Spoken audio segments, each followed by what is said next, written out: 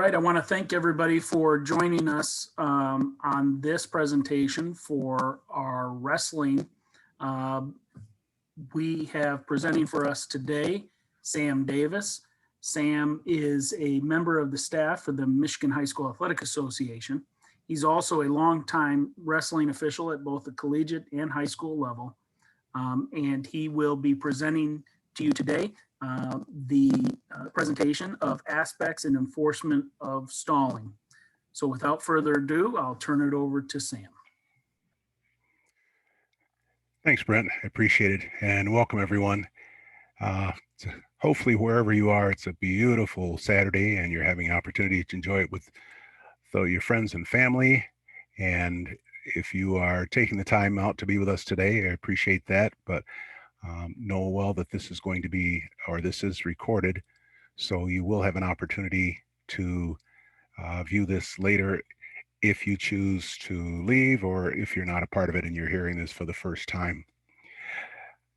Going to be talking to you about the aspects and enforcement of stalling. And as Brent said, I've had the opportunity to officiate wrestling for a number of years and have been blessed with having worked a number of state finals. And one of the things that I know that has worked extremely well for me over the course of the years in talking to coaches and also talking to officials, also a trainer and the leader of our association, is consistency. It's what coaches look for. It's what officials strive for. It's what makes it an equal playing field for the wrestlers to know that the official is going to be consistent. And you can expect that if a situation requires a call, the official is going to make that call, regardless of the time in the match, the situation in the match, whether it is a top-ranked meet that's going on or whether it's a junior varsity match. The official is going to make the call and thereby make sure that the wrestlers continue to be safe, that the rules are fairly interpreted and fairly applied, and there's that consistency. Having said that, one of the most inconsistent calls that we deal with in wrestling is stalling. And we hear this all the time from coaches, other officials who have questions when they talk to their fellow officials, officials when they are speaking with wrestlers, who wrestlers want to know, well, how are you going to call it? What if this happens? What if that happens? So enforcing stalling is one of those that has a lot of questions about it and is probably the one that has the most likelihood of having an official get themselves in trouble for calling or not calling. Most of us believe that we recognize stalling, but recognizing it and calling it sometimes are two different things. There'll be a couple of clips that'll be shown during the PowerPoint presentation. Please understand this as a kind of a disclaimer. We're not saying that the official is not enforcing the rules. I'm not saying that the official is a poor official. I'm not saying the official is a good official. Just using these as examples of stalling situations. And when you see it, it's kind of the you make the call situation. And you may determine that I would have called it here or I would not have called it there. And what are the circumstances? So I'm going to go through this, and hopefully the presentation, we should be done in about 40 or so minutes, and leave an opportunity for questions. Hopefully this will be something that is worthwhile for all of you. And at the end, we'll have an opportunity for questions. I know that we have the chat box there, and Brent will be kind of monitoring that. I'll try to stay on task as much as I can. And here we go.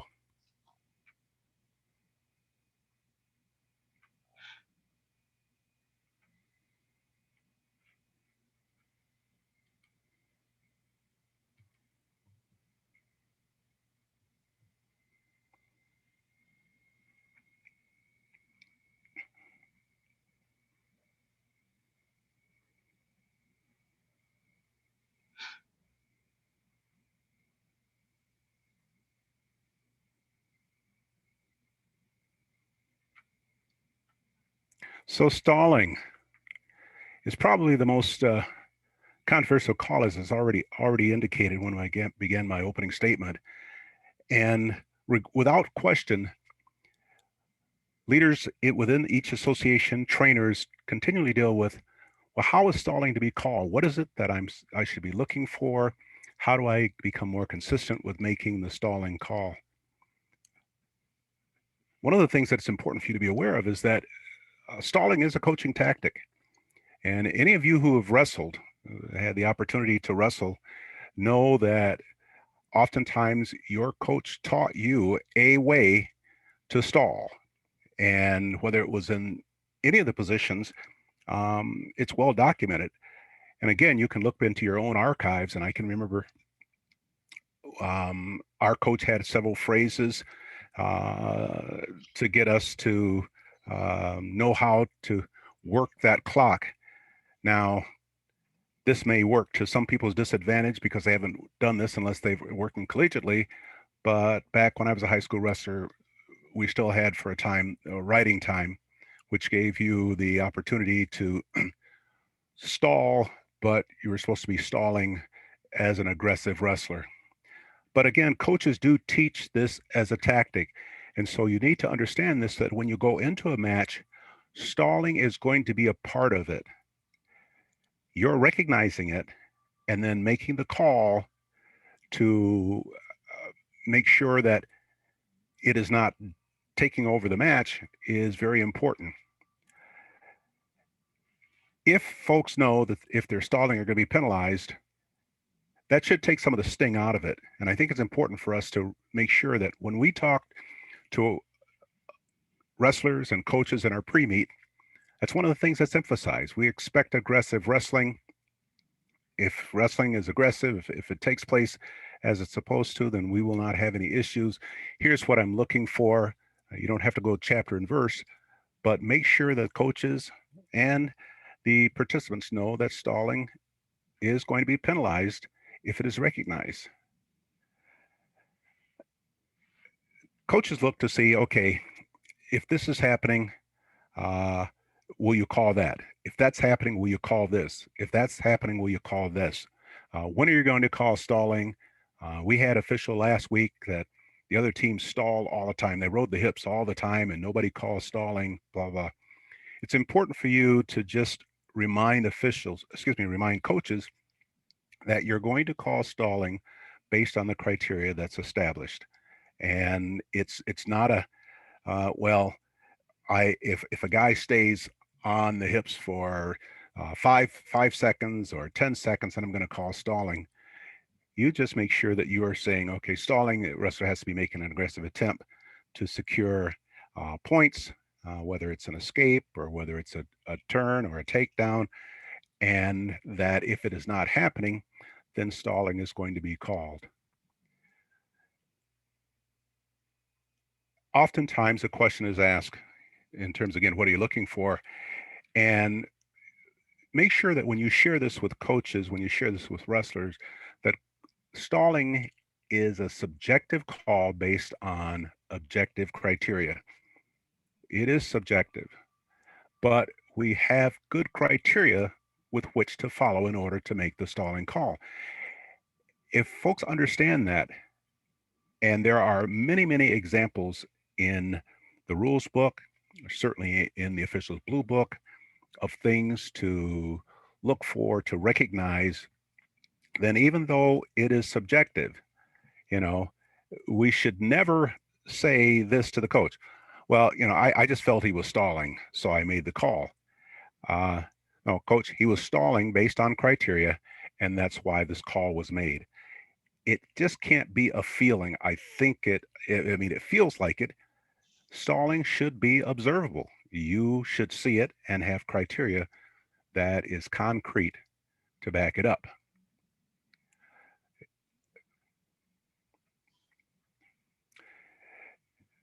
Hopefully, during this presentation, we're going to clarify and talk about some simple techniques to identify stalling. Remember, identifying stalling is one thing, calling stalling is another, and it is extremely important that you not only identify it, but then you take the next step, which is obviously more consequential, and that is to call the stalling or enforce the penalty. Now, the rule is very specific, and you'll find this in your rules book as well as wherever else that you may have it written down, that wrestlers are supposed to stay in the 10-foot circle and wrestle aggressively. One of the problems that a number of officials have is not requiring wrestlers to wrestle within the 10-foot circle. That's where they're supposed to be, an honest attempt. So if a wrestler circles out of the 10-foot circle after making contact, then they're supposed to be working to get back into that 10-foot circle and stay there. That's supposed to be their area that they're trying to protect, to dominate. And you should be doing everything in your power to encourage and remind wrestlers that they should be staying inside that 10-foot circle and wrestling aggressively. I know that there are situations where you will go to a meet, school, and on some occasions they'll have mats that do not have a 10-foot circle. That makes it a whole lot more difficult, but you have a pretty good sense of 10 feet from the starting line, and you should be able to still keep those wrestlers working in the center, circling in the center. We don't wait for just one wrestler. Again, it is the responsibility of both wrestlers to be doing just that, wrestling. Requiring green to take action and red to just kind of stand back, that's not okay. Requiring red to take action, green stand back, that's not okay. Both should be initiating action, and they're equally responsible. Underline their calling when you recognize it, penalizing the offender without hesitation. I think all of you who've been on the mat have had conversations with officials who say, you know, I saw it, but I didn't want to make the call right there because I thought it was going to change the outcome of the match. Nowhere in the rule book does it say penalize without hesitation unless you think it's going to change the outcome of the match. It says penalize without hesitation whenever you see it. We've had situations where officials are preparing to penalize red, and just as they start to make that stall call, red takes a shot. But remember this, you've already recognized stalling and you're in the process of making the call, and you put that back in your pocket. You've allowed stalling to take place without being penalized, and you haven't followed the rule. When it occurs, you go ahead and make the stalling call. Now red may continue, follow through, and get a takedown and wrestle on, and his coach may then want to come to the table and have a conversation with you, and that's a warranted conversation. But when the coach gets there, it's very simple. He was stalling. When I called stalling, he was also initiating a shot. But he violated the rule. I went ahead and penalized. That's why it's there. He had the takedown, but yes, there is a stalling warning there. Now, yes, fans will not understand it. Coaches will have a question about it. The wrestler may not understand it. But if you step back 2 seconds, 1 second, and say, that's when stalling was occurring. I was in the process of making the call. You go ahead and make the call. It's just like any other situation, a penalty situation. You go ahead and make the call without hesitation.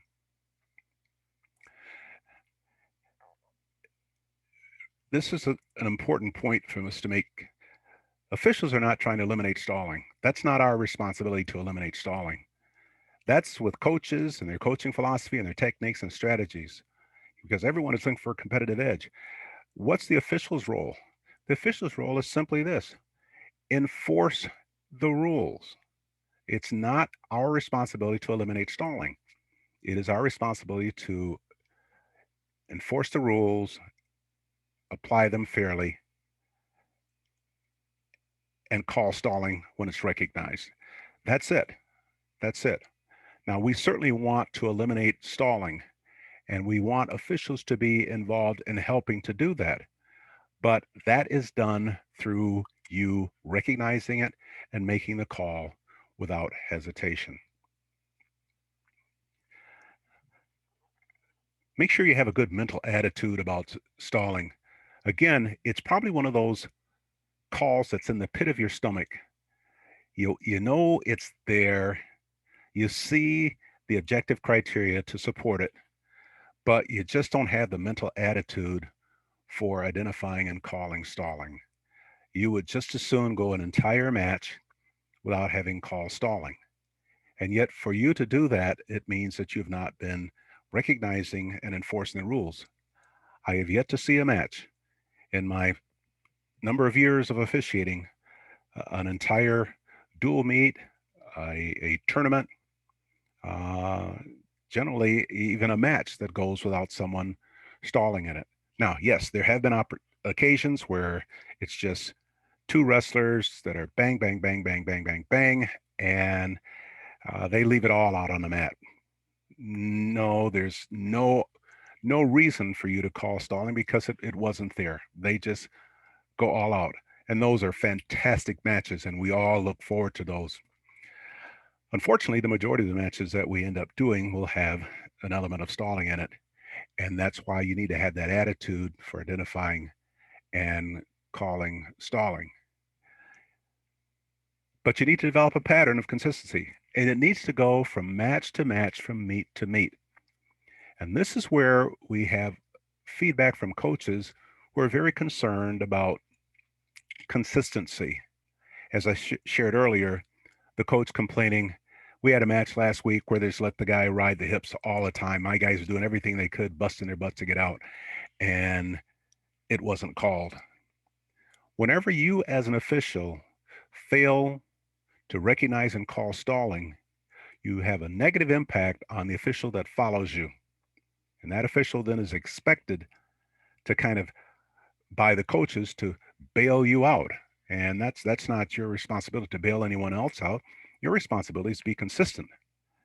And that consistency is not consistent in not calling and not recognizing, but in recognizing and calling, so that you don't have that burden on the other official after um, as you after they go into the next match. So make sure that you develop a pattern of consistency in calling stalling.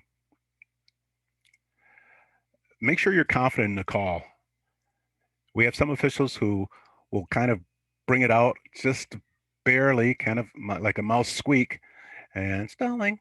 No, we want the wrestlers, we want the coaches, we want the scoring table to know that we have a stalling call. We want that clenched fist raised and up there clearly, rotating it back and forth, let them know we have stalling, we have stalling. And here is a great opportunity when you're not coaching, but now that you've called it, to reinforce for the wrestler. Green, I have you for stalling. Green, you've been hit for stalling. Okay, that's when you can call out that color and let them know absolutely that they have been called for stalling. It's clear, it's commanding, the verbalization is there. And let me speak about that verbalization for a second. Remember, you're trying to make sure that the wrestlers are in communication with you in terms of understanding what you're calling, what their position is on the mat. So even if it's unbelievably loud in that gym, and all of you have had that opportunity, and if you haven't had it, oh, look forward to it, because there's not much better feeling to have this, just that craziness going on around you. But you're trying to make sure that the wrestlers hear you. They don't see you as much as the coach and the fans.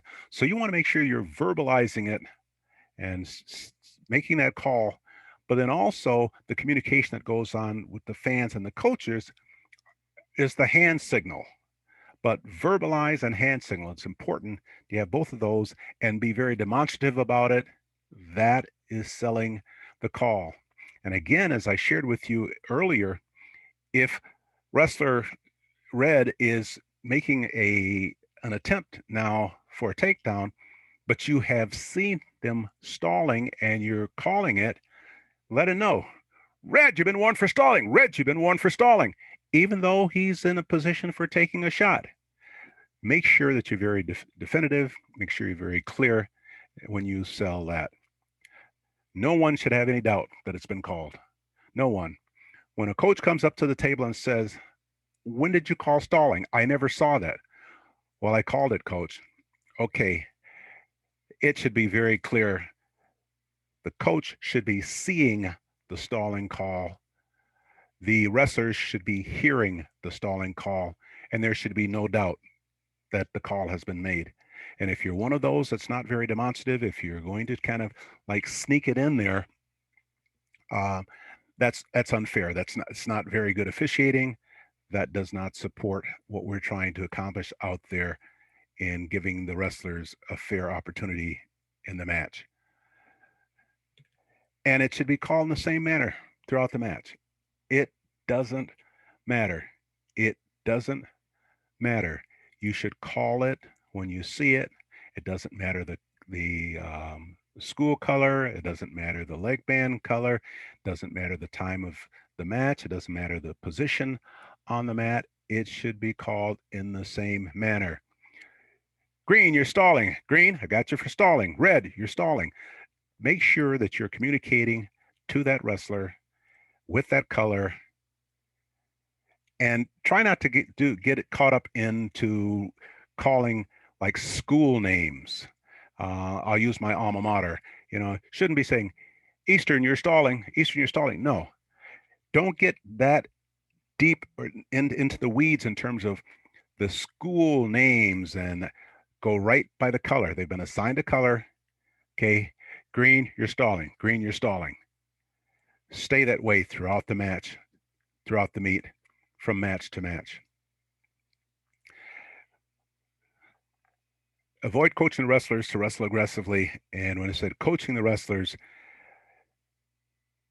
do not put yourself in a position where you're saying, red, you need to circle in. Green, you need to work up. No, it should be using words like center, action, contact, motion. You can even have a little bit of a sentence there. Come on, guys, I need you to be aggressive. I need you to wrestle. I need you to wrestle. Understand, these are little pre-warnings to the stalling call.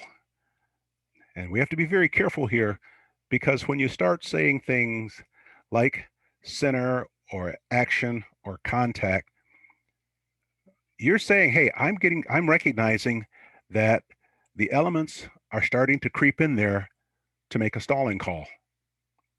And if you continue to use that phrase, but you never make the call, you've transitioned from it's beginning to creep in there to it's actually there, but I'm going to keep on saying this because this is my way out. I don't have to call stalling if I keep on saying action, action, center, center. Well, you can do that for an entire period. You can do that for an entire meet. You can do that for an entire tournament. And again, you've done a disservice to the wrestlers, to the coaches, and to yourself, as well as the other officials who are going to be following you on the mats.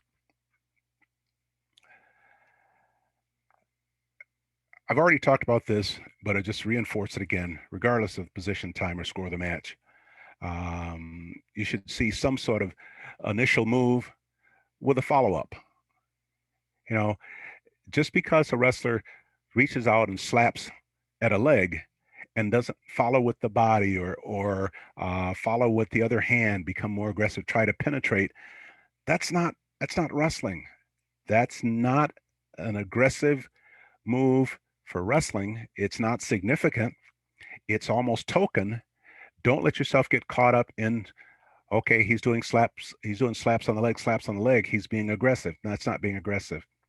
That's initiating movement without being aggressive and trying to secure points.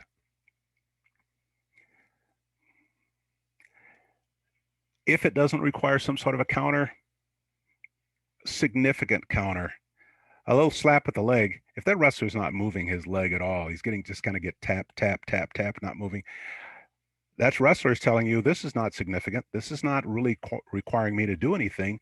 So it's not really an aggressive attempt. You've got to have an aggressive attempt. And again, to repeat ourselves, follow up with a series of moves, or a move that was designed to score. It's just looking here, it's just called a chain of wrestling, and I don't need to go really through that, but you understand, create through initiation, follow it with a movement. Initiate movement, initiate movement. You're trying to find or see that the wrestler is doing everything they can to secure points, not just to dance and put on a show for you. Stalling is stalling. And it again, you're going to see this repeated time and time and time and time again, that it does not matter the score or the time of the match. It's the action or lack of action that is stalling, and it needs to be recognized. It needs to be called.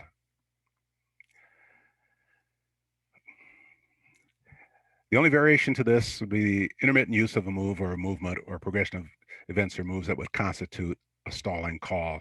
So yeah, there are attempt to get a takedown, but they don't really want to commit themselves all the way to it. So for fear of being countered.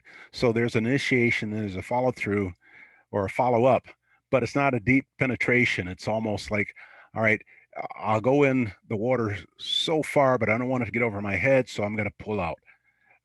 That can get you kind of suckered into something and say, he's making shots, he's making no, he's not exposing himself. He's not going ahead and committing to the possibility of having to defend themselves once they get in deep or too deep. And so there's another opportunity for you to recognize that it is a stalling situation.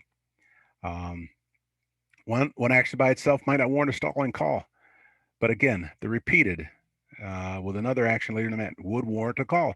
So you're getting yourself ready in that mental mindset for calling stalling and recognizing the behavior that is taking place from wrestler A or wrestler red or wrestler green or wrestler B. And you begin to see a pattern in their behavior of initiating something, doing a semi follow through, and then pulling out. So you may see it early on, and this is important too, because officials find themselves in this situation. I thought that was stalling, but I wasn't quite sure, so I didn't call it then. And someone else might recognize it and say, you know what, that was stalling, but you didn't really recognize it. It's not that you failed to penalize, you just didn't really recognize it. So you erred on the side of fairness by saying, I'm not quite certain on this. You're saying this to yourself. I'm going to watch it. I'm going to watch it. When you see that action later in the match, and you can say now, okay, I wasn't sure before. I've watched it. I see it now. Now I'm going to call it. Well, what if it's at a crucial time during the match? That is not a factor. And we've heard officials talk about, again, I didn't want to have influence or factor in terms of making a decision as to the outcome of the match. Well, if you don't call it, you are factoring into the outcome of the match because that is a call that was warranted and should have been made. 2 seconds left to go in the match, and you've seen stalling, and you're ready to call it, and you say the clock's going to run out, and I'm just going to let it go, is a cardinal error. Because you've told yourself, I recognized it, I should have made the call, I didn't make the call because I knew time was going to run out, and I didn't want to put it into overtime, or I didn't want to give the wrestler a point. Well, you're not giving the wrestler a point. You're recognizing stalling, you're making the call, and then whatever comes with that, that's what the wrestler should be receiving. So if the aggressive wrestler is behind and this call is going to tie it up and there are 2 seconds left to go in the match, oh well, I'm not watching the clock. You shouldn't be watching the clock to determine that there are only 2 seconds left to go. You should be watching the match. And once you see it, you recognize it, you should call it. The discussion that's going to come afterwards, how can you make that call with 2 seconds left? Coach, honestly, wasn't watching the clock to see how many seconds were left. I was doing what I've been hired to do. I was watching wrestling out here. I was watching to see whether or not aggressive action was taking place. And when I failed to see that, I recognized it. I made the call. So the 2 seconds left to go in the match doesn't matter. You've put it into overtime. You've declared a winner, or um, someone who was thought that they were going to win that match now has to find themselves losing the match. That's not a happy situation, but is the right call. Make the call. Again, and you're going to hear this over and over. This should make, I wrote an article for MHSAA about stalling, the most difficult call to make, and yet it's the easiest call to make. It doesn't matter. It can be called anytime during the match. When there's a match out of bounds at the end of the period, anytime that's identified. That wrestler who's straggling back to come in from out of bounds, why are you saying, hey, come on, come on, come on, come on, you got to get here, you got to get here, you got to get here? You're saying, I recognize that you're stalling, but I'm going to talk you back into the center, and there's not going to be any penalty. There's not going to be any action taken. That's unfair. That's unfair to the wrestler who is dogging to get back in. That's unfair to the wrestler who is in the center of the mat and ready to go.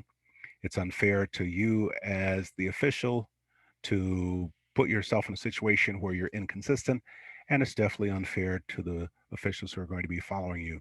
So anywhere, anytime, stoppage, when it's identified, you make the call. What helps you with stalling? Making sure that you're in a proper position. Make sure that you're in a position where you have a good line of sight on the wrestlers. Make sure you're in a position where you can see where that boundary line is and whether the wrestler is making an effort to stay inbounds or come back inbounds. Make sure that you're circling around the wrestlers if they're down on the mat to see whether or not the wrestler on top is riding the hips. Put yourself in a position where you can see whether the defensive wrestler is making any effort to come up. Remember, initiate and then a movement. So a wrestler who's down on the mat, who bases up, that's not enough. Now they should be executing some sort of movement to secure points. So when you hear the coach say base up, and then you start looking to see whether or not that defensive wrestler is basing up, and they do base up, and then you take it out of your mind to say, well, he's not stalling because he came up to his base. No, that's only part of it. Make sure that you go into that second part in terms of that aggressive movement. Sequence and calling stalling, you all know this. This is all elementary. But again, first offense, the warning, second offense, penalty, and so on, etc. We don't have to go through all of that. Stalling in the neutral position, allow wrestlers time to set up the move. That may involve some tie-ups, reflex action, changing positions, and feigning. One of the things you don't want them doing is taking off out of the 10-foot circle. You should remind your wrestlers, again, you're trying to do the king of the hill. The phrase I use all the time is defend the 10. Defend the 10. That's yours. Defend that 10-foot circle. Don't go chasing after that other wrestler. Defend the 10-foot circle. And we can promote aggressive wrestling by telling wrestlers, I want you in that 10-foot circle. Now, action initiated in the 10-foot circle that takes you somewhere else on that circle, or possibly all the way to the out of bounds, but is good aggressive wrestling, that's okay. But setting up the moves 1 foot, 2 feet away from the out of bounds line, no, that wrestling should be in the 10-foot circle. Get those wrestlers back in the 10-foot circle. That's a good part of your pre-meet when you're having that discussion with the wrestlers and the coaches prior to that. This is what I'm going to be looking for. And again, that builds that consistency. I'm going to be looking for wrestlers to be in that 10-foot circle. I expect them to be in that 10-foot circle. When I say circle back to the 10, get back in the 10, I expect them to respond to my calls, to my commands, and get back in the 10-foot circle and wrestle there.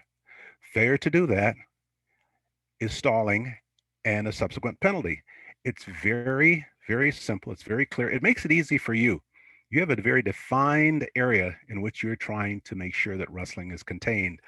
And if it spills out of that confined area as a result of aggressive wrestling, that's okay.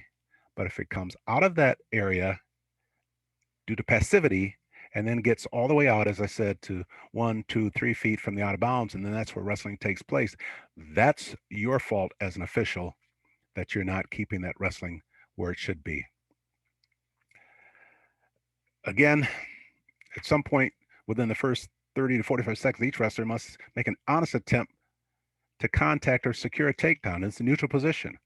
Why are we having an entire 2-minute period go by with guys just in a tie, ear to ear, dancing, and not making an honest attempt to secure a takedown? That should never happen. That should never happen. Wrestlers are out there to wrestle. This is not Dancing with the Stars. We're out there wrestling with your opponent. They should be wrestling. So within that first 30 or 45 seconds, and I use that as a barometer, as a measure for me. Um, I don't watch the clock, but I glance at the clock and I'm looking. And if we're into that first 30 seconds and no one has done anything, they're playing their little slap hand game. They're dancing. They're feigning. Somebody's getting penalized for stalling, and it could well be both of them. We expect wrestling to take place. There's only 6 minutes for you to let a third of that match go without wrestlers being aggressive. Again, that's unfair, and I will repeat myself. It's unfair to the wrestlers. It's unfair to you as an official because you're not being consistent, and it's unfair to those who are following you. An honest attempt and aggressive wrestling includes initiating a move and a follow-up to secure a takedown. It's very simple. We're just going back to what we've already talked about. Neutral position, stalling tactics, continue. Who's the aggressor and who's initiating the action? You know, you should, no, you have to determine that. I was going to say you should be able to. You have to determine that. That's what you're looking for. Who's making attempts? We have officials who count takedown attempts. We have officials who watch to see how often the wrestler has their butt towards the out of bounds as opposed to their butt to the circle. There are things that you can look for to determine who's being the aggressor and who's initiating the action. The circling, change levels. I often say to wrestlers using this exact phrase, circle, wrestlers need to circle. We need to change levels. And I will use this as an opportunity. Oftentimes, if wrestlers go out of bounds and they come back into bounds and we're getting ready to start again, I'll take 3 seconds. Wrestlers, you got to change levels. Got to see some action out here. All right, boom, blow the whistle. Who's attempting to penetrate? Who's creating angles and doing setups and trying to establish scoring opportunities? I said before that sometimes this happens where the wrestler will make the attempt, but they won't fully commit to it because they don't want to have to defend themselves once they get in deep or too deep. But if the wrestler is creating those angles, is doing the setups, making good aggressive shots, and the other wrestler is a very good defensive wrestler, they counter very well. The wrestler who is being aggressive and setting those things up and changing angles should be rewarded for doing what they're supposed to do, which means that the other wrestler is stalling and it should be recognized and it should be penalized accordingly. Continually avoiding contact with the opponent. Again, we've seen guys get on their bicycle and just get out of dodge. Well, that's a stalling tactic. Not letting an opponent return or remain in bounds. Remember what we said, wrestling should be taking place in the 10-foot circle. So if the wrestler A has wrestler B on the edge of the mat and wrestler B is out of bounds and wrestler A is still trying to go at them out of bounds, wrestling is not going to take place out there. Wrestler A should be backing up into the center and waiting for B to come. And if B doesn't come in there, then you should be penalizing B. A should not have to chase B out of the 10-foot circle, out of the 28-foot circle, out of the, no, the chasing should not be taking place. Wrestling should be taking place inside the 10-foot circle. I'm going to continue to reinforce that. I want you to write that down. I want you to circle that, no pun intended, to make sure that that's what you're looking for. Not attempting to secure a takedown. We've already talked about that. Blocking with the forearms, head. When the wrestler is burying that head in the aggressive wrestler's chest, and that's what they're using to ward that wrestler off, they'd better be doing something other than having that chest there. The chest there momentarily to block them off, dropping down, trying to drag them by or something. Okay, but if they've just got that, or they're blocking with their forearm or holding on to the arm, that's a stalling tactic. It should be recognized. It should be penalized. It's very simple.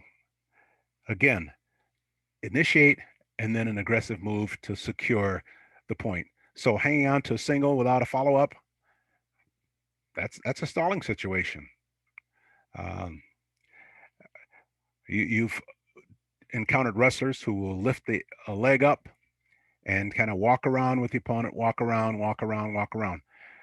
They should be attempting to take that opponent down to the mat. So just elevating it without attempting to take the opponent down to the mat doesn't work. Doesn't work. And again, it doesn't matter the time of day, the time of the match. You can't do that.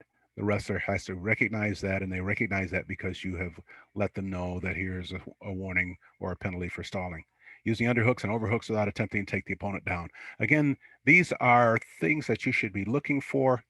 A double underhook or one hook over, one hook under without trying to take the opponent down is a stalling tactic that you should be aware of. And then counter wrestling, and I talked about that before. The wrestler does the angles, does the sit-ups, takes the shots, but it's going against a wrestler who's very good at counters. That's what they're a counter wrestler, and so that's all they do. And they're waiting for the opponent to do something. Well, I should not be penalized because this person's a good counter wrestler. They should be penalized because they're not being aggressive. If you recognize it, you call it, everyone is going to be better off for it. Backing up or pushing, again, aggressive wrestling is what we're looking for, not stalling tactics. We've talked about playing the edge. And again, wrestling should be taking place in a 10-foot circle. If you allow the wrestling to take place 1 or 2 feet from the edge of the mat, and there's some really good wrestling that takes place out there. I've seen some people get to the edge of the mat, and that's where they like to wrestle. It's a safe place for them. They can go heck bent for leather. And usually if they're about to get caught up in something, they have an escape because they're so far to the edge of the mat already to go out of bounds. You don't want wrestling taking place there. The match has a good, smooth continuity to it if wrestling takes place in the center. So don't allow the wrestler to play the edge. And in the offensive position, if the wrestler in a position of advantage does not wrestle aggressively and attempt to score or secure a fall, that's stalling. Again, this is high school wrestling. We don't have riding time. So riding the wrestler out to win the match is stalling. It's just riding the wrestler out. No, they should be attempting to secure the fall or attempting to score. And if they're not doing that and they're comfortable in just riding, that's a stalling, and they should be penalized for it. Rule of thumb is to watch for the perpendicular theory versus riding the hips. In other words, and this is what we talk about, and I say this oftentimes, a lot of times, maybe all the time. You have to be perpendicular. You have to be perpendicular. Just getting off the hip is not it. And as a matter of fact, what happens is sometimes You can straddle the hip. You're not completely on it, but you're kind of half off, half on. And coaches feel like, and wrestlers feel like they have met the criteria for being off the hips. No, you want them to get out perpendicular. It's extremely difficult to turn a wrestler and score if you're riding the hips. You're in so tight that you have to give way in order for them to turn. So getting off perpendicular versus riding the hips is what you should be looking at. So put that into your lexicon in terms of discussing with wrestlers. You need to be perpendicular. You know, they say he's riding the hips, riding the hips. You need to be perpendicular. You should not have to question whether or not they're riding the hips. If they're perpendicular, and if you look at that geometrically, you can absolutely determine this is not perpendicular. This is perpendicular. It's very clear that there's a difference here, and that's what you're looking for. And that should be clear to the wrestlers, it should be clear to the coaches, and certainly it's what you're looking for as the official. And the use of maneuvers that are used to prevent action, um, you know, and we can get into leg wrestling, um, which is another topic all of itself, is wrestlers who use legs, but they're using the legs to ride. They're not using legs to score, they're using legs to ride. As an official, you should be very much aware of that and be in a position to caution them or warn them if they are using the legs as a ride and not using them as a maneuver to score points. And again, moves used just to hold on to the opponent in the offensive position, those would be stalling and should be relatively easy to call.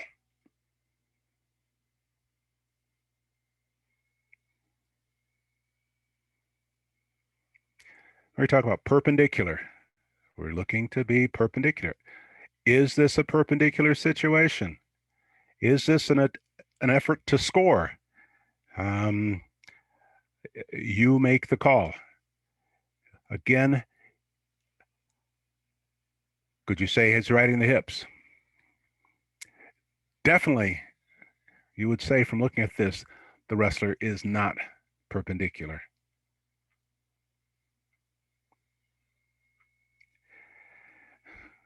Stalling, if he legally holds the opponent heels to the buttocks while the defensive wrestler is broken down on the mat for more than 5 seconds. It's one of the few situations where the penalty is determined based on the amount of seconds that a particular action is taking place. Very clear, very simple. Heel to the buttocks. All right. If it's not heel to the buttocks, they can still be called for stalling if they're just trapping the ankle and sitting on the hips and not getting off perpendicular. But here's a clear one with time element attached to a movement. Again, not moving to break the opponent down for the purposes of securing a fall or prevent or escape or reversal. Dropping back to the ankle after the whistle is blown.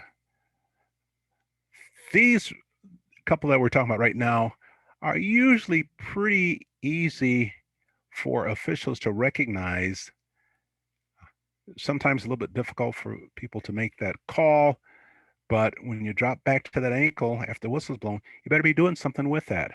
That's not a freebie. You don't get to go back there and just kind of ride and hang onto that ankle for an indeterminate amount of time. They have to be doing something with it.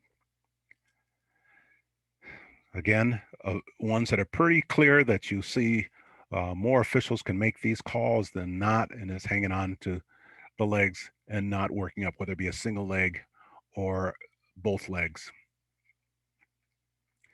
The leg series, you know, I was a leg wrestler back in high school and in college, and leg wrestling is a very effective means of scoring, but it can be used to stall, and it often creates little action, not a lot of action. One of the things that I say in pre-meet is, if you're a leg wrestler, you got to use them. And I tell them in the pre-meet, use them or lose them. I let them know. And you don't have to have been this, but I let them know. I was a leg wrestler. I know how to use legs. I know what I'm expecting to see. You have many, many opportunities to turn the opponent with the legs. You better be working those. If you can't get it done, you need to lose them. And I tell them again in pre-meet, lose them or use them. Remember, in the pre-meet, that's your opportunity, and use whatever phrase you want, but I think it's to educate and to inform. I wouldn't use the phrase coach, but it's your opportunity to educate and inform the wrestlers as to what is expected out there and what it is that you're going to call if, in fact, they are not executing as properly discussed in pre-meet. And this is where you talk about your leg wrestling. Use them or lose them. You can't just yet use them as a ride. If you're not using them, I'm coming at you. Okay. But we also have for the defensive wrestler, they have to do counter moves. All right. Now, with legs, again, aggressive wrestling, it's usually put on the top wrestler because you're the one that's in control. But there is an expectation if you're using those legs that that bottom man is trying to use leg counters. I mean, this is taught, and coaches who are not teaching leg counters probably ought to take another look at that because there are a lot of good wrestlers out there who are going to use legs. The defensive wrestlers should know how to counter those. If legs are in or on the mat, first of all, you stop it as a stalemate. After the second stop, you warn the top man. Uh, if the defensive wrestler is attempting leg counters, the defensive wrestler is not doing anything, and they're just, hey, I'm content just to stay here because you're going to penalize the offensive wrestler. You might have a double one here. The offensive wrestler has to be trying to score with it. The defensive wrestler has to be making an effort to come out of the legs. Third one, for the offensive wrestler, stop, stalemate, penalize top man if the defensive wrestler is attempting leg counters. Again, if the offensive wrestler is just riding, penalize, but the defensive wrestler needs to be doing something. He doesn't just get a freebie. Legs are in and they stand with no rudder on the mat. You don't have one. If they're up, it's potentially dangerous. First time, don't let that go and let someone get hurt. All right. Second time, potentially dangerous. Warn the top man. If he's putting those in, okay, as they stand up and then he puts those in, hey, potentially dangerous, warn the top man. Third time, same thing. Okay. Bottom man stands up first, and the top man throws the legs in with the rudder off the mat. Top man receives the warning for stalling. Okay. And if there's no rudder on the mat, allow reaction time to see if the top wrestler attempts to take the defensive man to the mat. After reaction time, penalize the top wrestler without stopping the match. The only exception to the stalemate sequence would be when the bottom man creates a stalemate and the action like clamping down on the top man's arm so he can't move. In this situation, the bottom man would be penalized. So make sure you're watching it because oftentimes, this will happen. Now, here's something where wrestlers kind of get themselves jammed up. The top man has his arm and his arm is being trapped. One arm is being trapped. He has another arm that's free. And he's looking at the official going like, hey, he's holding my arm. He's holding my arm. He's not doing anything. Well, what's the top man doing? He's asking you to take over the wrestling for him, and he wants to take over officiating for you. He's got to be trying to get that out. He should be wrestling aggressively. You should be recognizing that the bottom man or the defensive man is holding onto that arm, and that the offensive man is trying everything that, or man or woman is trying everything they can to secure points, but they can't because of the defensive wrestler's action. Not, hey, I'm pointing it out. He's not doing anything. Well, hey, you're not doing anything. In summary, general burden to score when the legs are applied is on the top man, but don't let the defensive man off. If the legs are applied and the top man is successful in scoring, using the maneuver will allow him to use that maneuver without penalty. Again, this goes back to the good leg wrestlers. they use it. They know how to crunch that hip in there. It may take them a little bit of time, but they know what they're doing. You can see that they're making progression. The action is moving towards scoring. They're not just riding, they're setting up a scoring situation. Watch that out, see that out.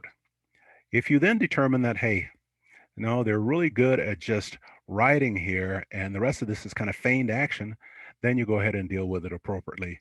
But allow a good aggressive offensive legs man to work those legs, or female. When the defensive wrestler refuses to work for an escape, he or she should be warned or penalized for stalling.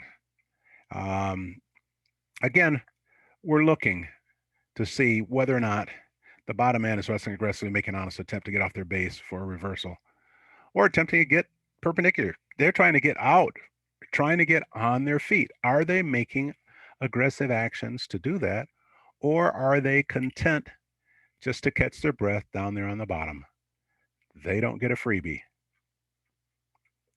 Other keys to continually basing up without making an honest attempt. We talked about that earlier. Get to your base, get to your base, get to your base. You get sucked into that as well. They get to their base, nothing else happens. The offensive man is trying to do something and it's not very successful. Recognize the stalling, call it. Balling up in the fetal position, pretty easy, that one. Most officials are not going to miss that. Just kind of curl up and hopefully take a nap here for a little while without going to my back. Call it. Don't let them get away with that. Head on the mat. You know,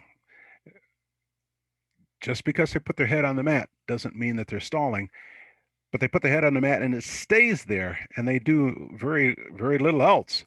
Then make sure that you recognize that and call that. Locking your hands or your opponent's hand, I lock my own hands and just kind of stay there so that they can't break my arms. Well, you've got to be, again, working to have counters. This is working towards a stalemate, not working to have an aggressive move in order to score points. Going out of bounds intentionally for a new start. The defensive man does that. Make sure that you have your eyes wide open. It may not be stalling if they're going out intentionally for a new start. It's fleeing the mat, technical violation. But it could be that they are pretty slick with it and it doesn't come out necessarily as an intentional flee, but kind of a slow kind of workout. Make sure that you're aware of that. Keep that wrestling back in the center of the mat. And if in fact you see that the defensive wrestler is kind of working themselves out of the mat area without trying to wrestle aggressively, do not hesitate to recognize and call the stalling. Some other tactics: delaying the match.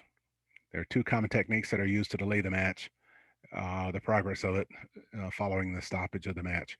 One is straggling back from out of bounds. Not in a hurry. And sometimes I'll straggle back, but I'm like kind of looking, I'm talking to my coach as I'm coming back from out of bounds, trying to get some conversation with the coach. That's not a part of it. The wrestler doesn't need to be looking at the coach, doesn't need to be having conversation with the coach. Coach should be having that conversation as kind of a one-way communication and not as the conversation.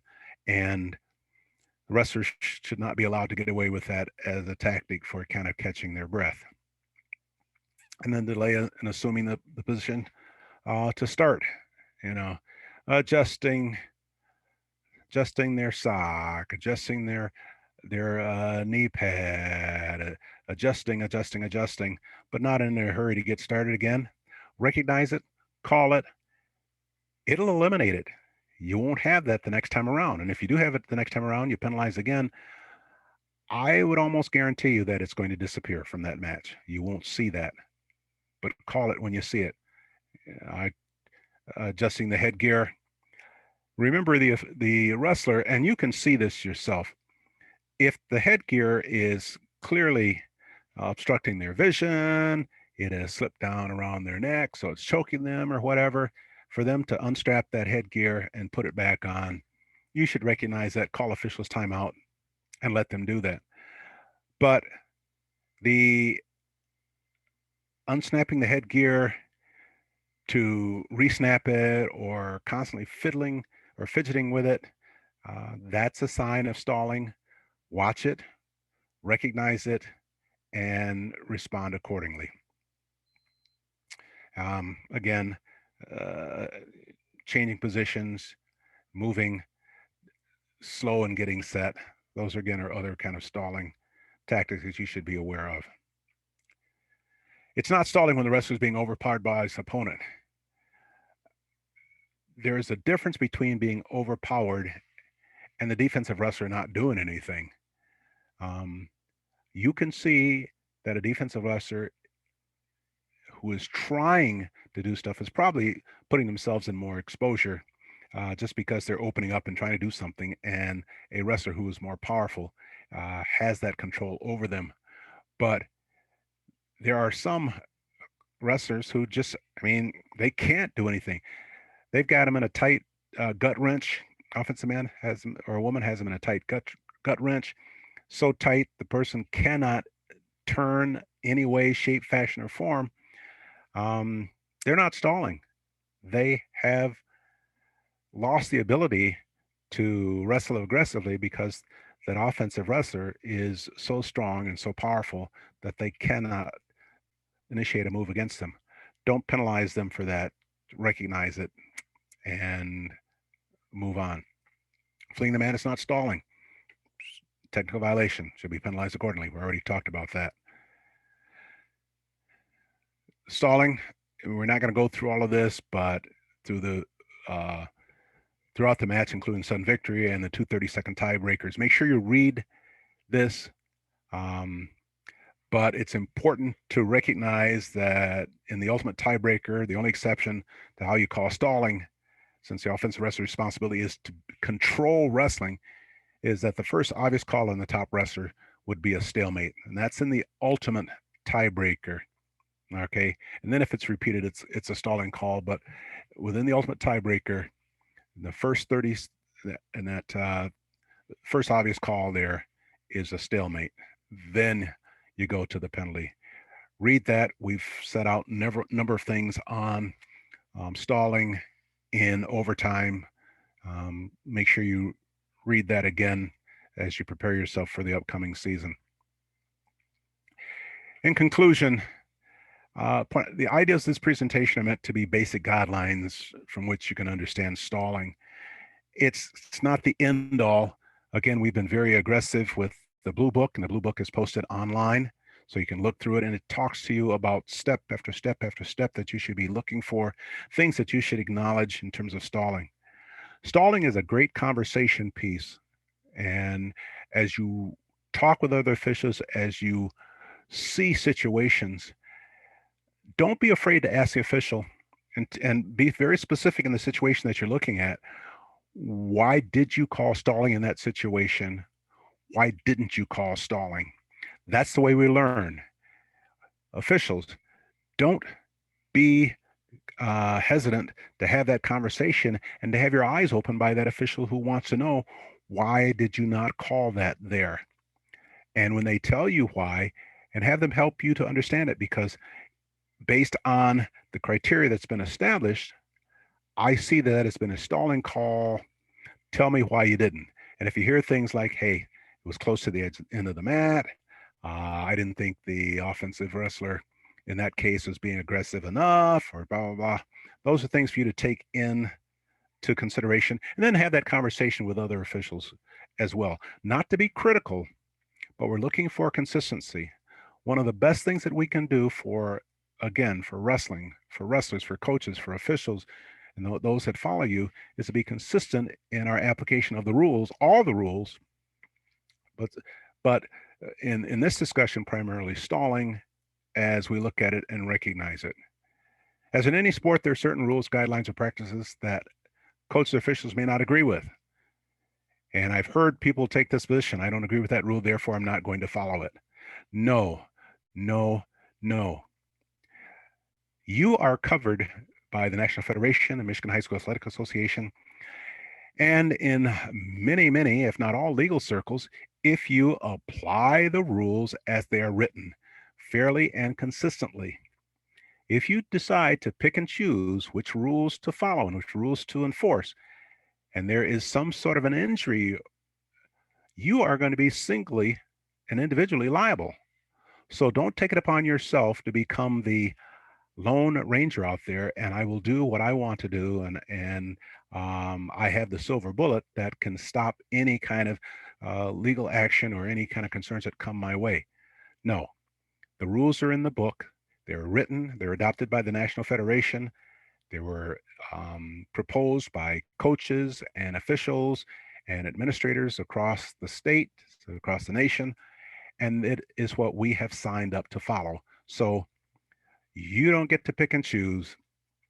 Follow the rules as they are written. It's not the prerogative of an official or coach to set aside a particular rule because they do not agree with it. You know, I don't like that shoelace call, so I'm not gonna call that, coach. So just kind of do no. You're wrong. You're wrong. You're wrong. I'm fortunate to have followed some really really outstanding rules interpreters for the state, and I hold that position right now. I'm going to tell you, as a rules interpreter, follow the rules as written, and as we put them out for you, then you're protected. To do otherwise, again, you're setting yourself up, and that's not a good place to be.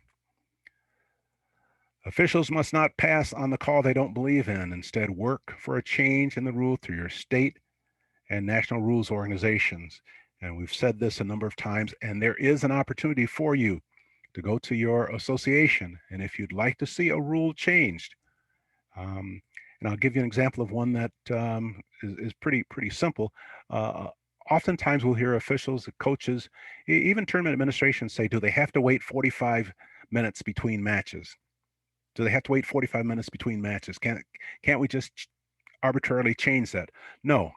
The Sports Medicine Advisory Committee, SMAC, and the National Federation and the legal folks have signed off to say that 45 minutes is the time that should be allotted.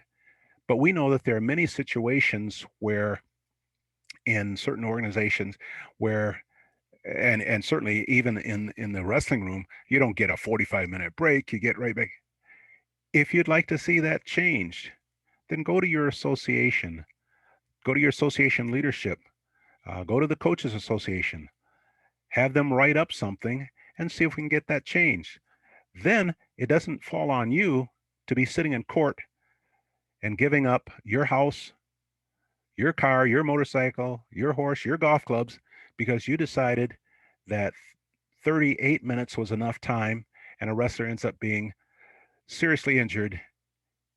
And the attorney says, how much time did they have between matches? And you say 38 minutes. And they say, what does the rule call for 45? Well, why did you only go with 38? Well, because everybody thought that everybody's ready to go, so we went. You've lost. There's no ifs, ands, or buts about it. You've lost.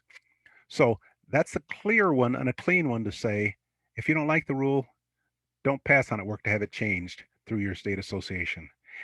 And that's all that I have for you. So I hope that you've enjoyed this presentation. I hope it has given you some good information. And I was thinking it was going to be about 40 minutes. It ended up being almost 70 minutes, but hopefully the information was worthwhile. And I'm going to turn it over to Brent to bring a close to it. And if there are any questions, we'll entertain those as long as people wish to be there. Brent? Thanks, Sam. For anybody who has any questions, you can open up your mic and ask now, or type into the chat box, and we can get those. I'll give that a few seconds. And then if no one has any questions, we will sign off.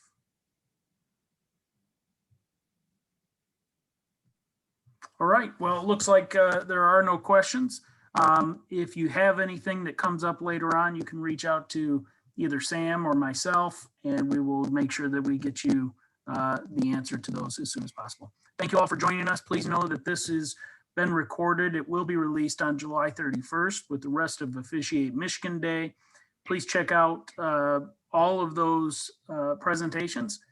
We have some good panel discussions, as well as presentations for general officiating, as well as sports specific, things associated with associations, recruiting and mentorship coordinators, and the like. So I encourage you all to take advantage of those as much as possible. Have a good day. Thanks everyone for giving up your Saturday. Brent, could you hang on for a minute? Thanks, Sam. Appreciate it. Thanks a lot. Thanks, Joe.